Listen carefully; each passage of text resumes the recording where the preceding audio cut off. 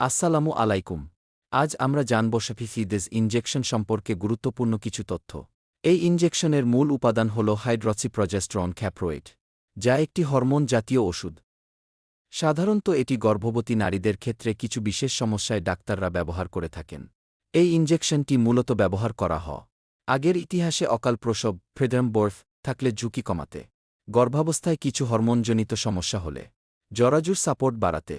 এটি একটি intramuscular injection, অর্থাৎ পেশির মধ্যে দেওয়া হয় এবং সাধারণত সপ্তাহে একবার ডাক্তার বা প্রশিক্ষিত স্বাস্থ্যকর্মী দিয়ে থাকেন।